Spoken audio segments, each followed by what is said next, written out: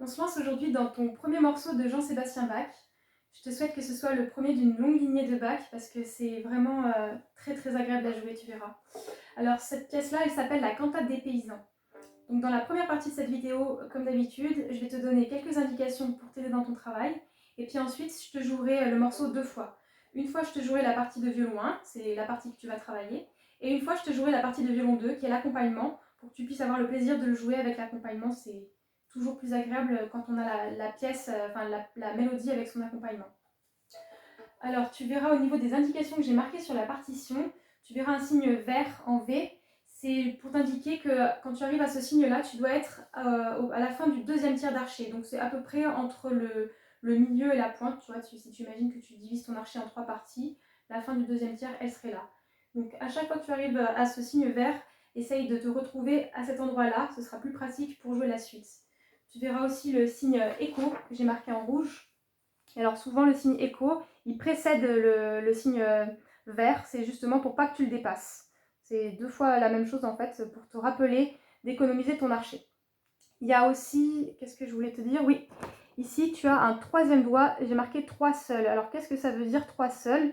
Donc là déjà, cette note-là, c'est le La, c'est le troisième doigt sur la corde de Mi. C'est pour te dire que comme tu enchaînes avec une corde à vide avant, eh ben, tu vas aller atteindre ce La avec simplement le doigt qui est concerné, c'est-à-dire ne pas poser les doigts en paquet 1 et 2, 1, 2, 3 en même temps, mais juste que le 3. Donc pour s'entraîner à avoir cette note juste, on va d'abord partir de la corde à vide et faire les notes intermédiaires. Donc faire Mi, Fa, Sol, La, Fa, Sol, La. Là comme ça on entend bien la note, elle est juste, elle est bien. Et puis ensuite, on va lever légèrement les doigts tout juste au-dessus de leur place. Et on va jouer d'abord un Mi en poussant et poser que le 3. Ce coup-ci, 1 et 2, ils restent en l'air. Et on fait plusieurs fois cet enchaînement pour être sûr d'enregistrer ce mouvement. Voilà, ça c'est vraiment important. On ne pose que le doigt dont on a besoin. Mais après, on peut laisser les doigts posés. Une fois qu'ils ont joué, s'ils n'empêchent pas pour faire la suite, on peut les laisser poser. En l'occurrence, après, tu as un Mi à vide, donc tu es obligé de lever ton troisième doigt. Il y a le même cas de figure à la fin de la deuxième ligne. Tu vois que je t'ai marqué 3 sols sur le Ré. Donc tu as Fa, Mi, Ré, Do. Donc pareil, comme tu viens d'une corde à vide juste avant, tu n'auras aucun doigt posé. Donc on va s'entraîner à poser le troisième doigt directement seul. Donc toujours pareil, on va s'entraîner en posant d'abord, on va construire la justesse en partant de la corde à vide. 0, 1, 2 et 3. Ensuite, on s'entraîne à faire 0, 3 en laissant 1 et 2 en l'air. Et maintenant, on va même s'entraîner à faire, puisqu'on vient d'un Mi à vide. Donc si je te joue les deux notes qui précèdent ce Ré, c'est Fa, Mi. Tu vois que Fa, Mi, Ré, je ne pose que le Ré. Voilà. Et après, j'économise bien sur la blanche pointée. On rappelle que les blanches pointées, ça dure 3 temps. Dernière indication avant de jouer, je t'ai marqué une petite croix là, la troisième ligne sur un Do, le dernier Do de la deuxième mesure. Qu'est-ce que ça veut dire? Ça veut dire d'enlever le premier doigt. C'est pour éviter d'avoir un résidu de premier doigt quand on fait l'enchaînement 2-0. Parce que là, il gêne. Effectivement, il gêne. Je te fais les notes qui précèdent. L'enchaînement, c'est Do, Si, Do, La. Donc Do, Si, Do. J'enlève le 1. Pourquoi je fais ça? Pourquoi j'enlève le 1 pendant le deuxième Do? C'est parce que sinon, souvent on entend ça.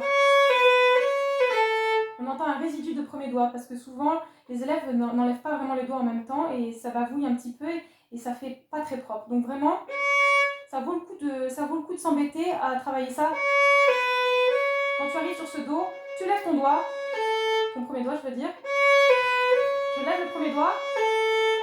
Et comme ça, je suis sûre que j'ai pas le premier doigt qui va bavouiller entre le 2 et le 0.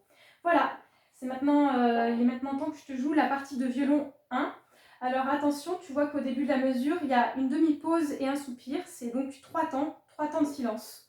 Donc je compte 3 et on part au bout de 3. 1, 2, 3.